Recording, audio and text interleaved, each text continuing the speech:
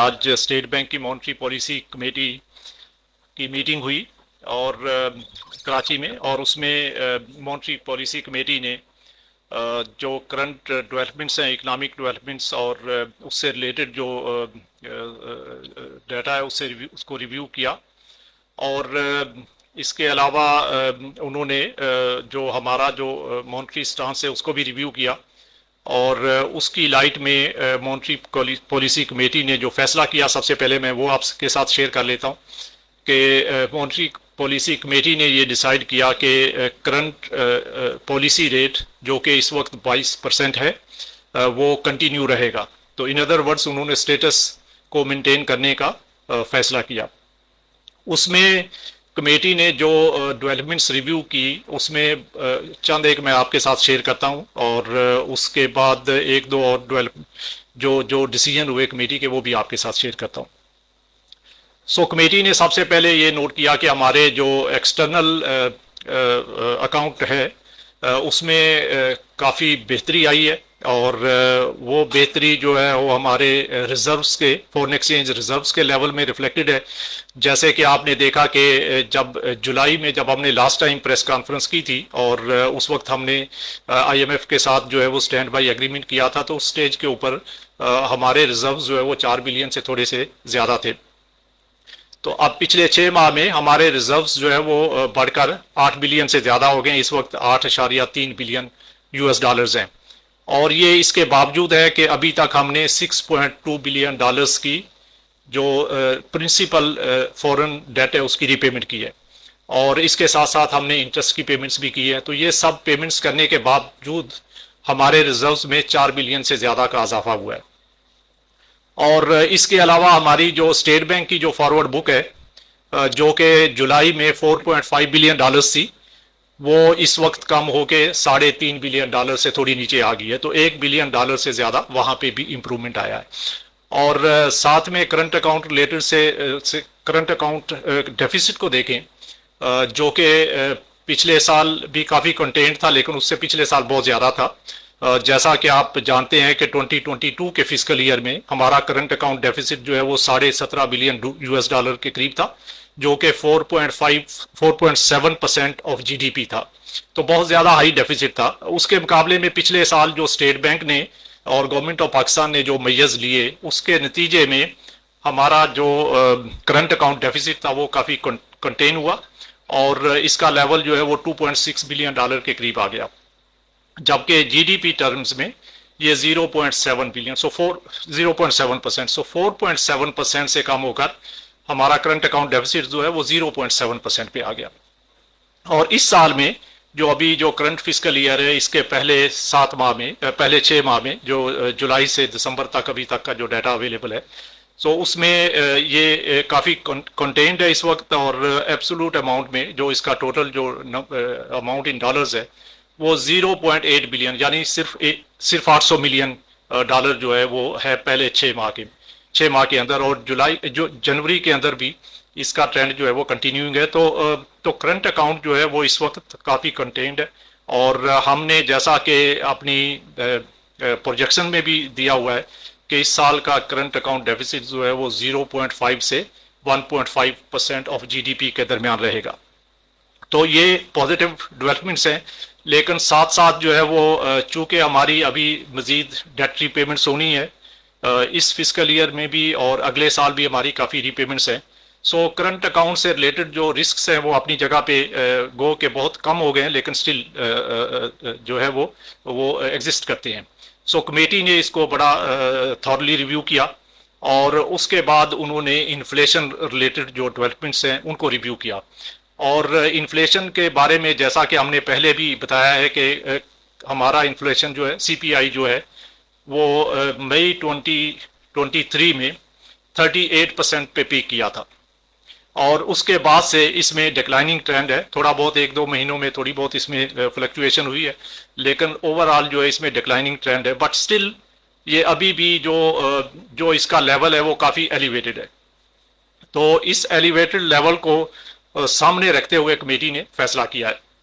जो last month का inflation था वो 29% से थोड़ा ऊपर था। और इस महीने हम समझ रहे हैं कि जो कमेटी को जो डाटा प्रेजेंट किया गया और जिसको उन्होंने रिव्यू किया कि इस महीने का जो जनवरी का है वो इन्फ्लेशन पिछले महीने से थोड़ा कम होगा, लेकिन अभी भी ये इसका लेवल एलिवेटेड है और ये 1-2 माह तक ऐसा रहेगा, फिर मार्च ऑनवर्ड जो है इसमें ज़्यादा डिक्लाइन जो है वो आना शुरू हो जाएगा।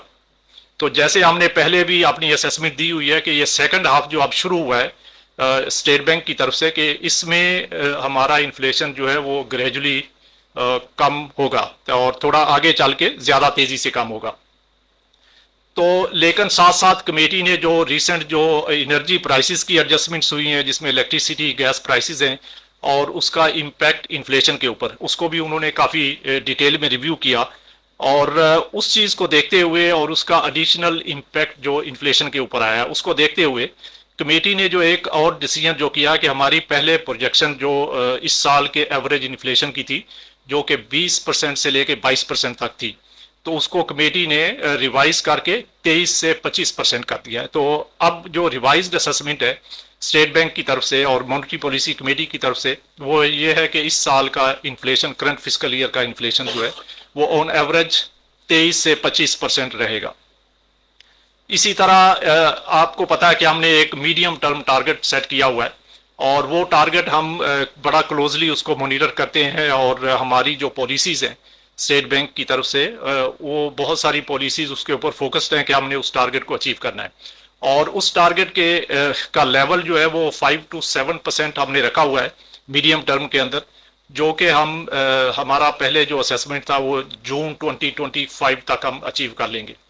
लेकिन उसमें जो रिसेंट एनर्जी प्राइसेस एडजस्टमेंट्स हुई हैं उसका जो एडिशनल इम्पैक्ट आया है और ये एक अनयूजुअल एडजस्टमेंट सी, it's not a normal adjustment. So उसको देखते हुए और उसका एडिशनल इम्पैक्ट देखते हुए कमेटी ने ये अब जो रिवाइज्ड असेसमेंट दी है उसमें उन्होंने ये असेस किया है कि अब हम ये टारगेट जो है वो सितंबर 2025 इंस्टेड ऑफ जून 2025 सितंबर 2025 तक अचीव करेंगे। तो थोड़ा एक क्वार्टर का उसमें फर्दर जो है वो टाइम लगेगा।